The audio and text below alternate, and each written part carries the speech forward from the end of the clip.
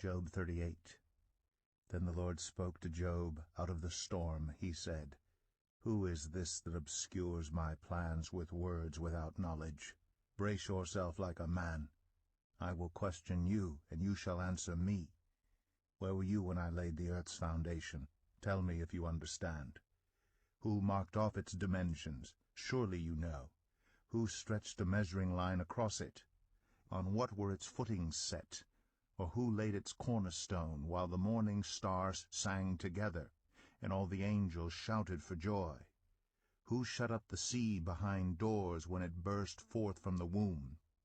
When I made the clouds its garment and wrapped it in thick darkness, when I fixed limits for it and set its doors and bars in place, when I said, This far you may come and no farther, here is where your proud waves halt.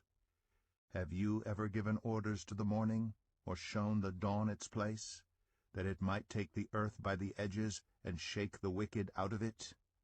The earth takes shape like clay under a seal. Its features stand out like those of a garment. The wicked are denied their light, and their upraised arm is broken. Have you journeyed to the springs of the sea, or walked in the recesses of the deep? Have the gates of death been shown to you? Have you seen the gates of deepest darkness? Have you seen the gates of the deepest darkness? Have you comprehended the vast expanses of the earth? Tell me if you know all this. What is the way to the abode of light? And where does darkness reside? Can you take them to their places? Do you know the paths to their dwellings? Surely you know, for you were already born. You have lived so many years. Have you entered the storehouses of the snow, or seen the storehouses of the hail, which I reserve for times of trouble, for days of war and battle? What is the way to the place where the lightning is dispersed, or the place where the east winds are scattered over the earth? Who cuts a channel for the torrents of rain, and a path for the thunderstorm, to water a land where no one lives, an uninhabited desert, to satisfy a desolate wasteland and make it sprout with grass? Does the rain have a father? Who fathers the drops of dew? From whose womb comes the ice? Who gives birth to the frost from the heavens? When the waters become hard as stone, when the surface of the deep is frozen, can you bind the chains of the Pleiades? Can you loosen Orion's belt? Can you bring forth the constellations in their seasons, or lead out the bear with its cubs? Do you know the laws of the heavens? Can you set up God's dominion over the earth? Can you raise your voice to the clouds and cover yourself with a flood of water? Do you send the lightning bolts on their way? Do they report to you, Here we are? Who gives the ibis wisdom, or gives the rooster understanding? Who has the wisdom to count the clouds?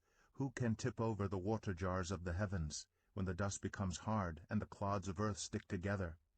Do you hunt the prey for the lioness, and satisfy the hunger of the lions, when they crouch in their dens or lie in wait in a thicket? Who provides food for the raven when its young cry out to God and wander about for lack of food? Job 39. Do you know when the mountain goats give birth? Do you watch when the doe bears her fawn? Do you count the months till they bear? Do you know the time they give birth? They crouch down and bring forth their young. Their labor pains are ended. Their young thrive and grow strong in the wilds. They leave and do not return. Who let the wild donkey go free? Who untied its ropes?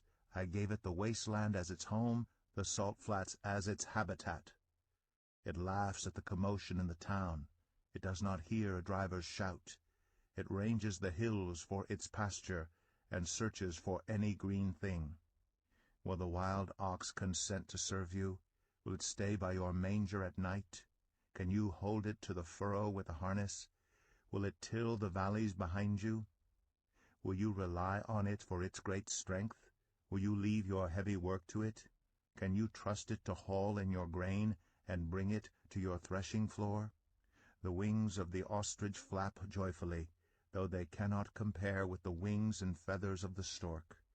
She lays her eggs on the ground and lets them warm in the sand, unmindful that a foot may crush them, that some wild animal may trample them. She treats her young harshly as if they were not hers. She cares not that her labor was in vain.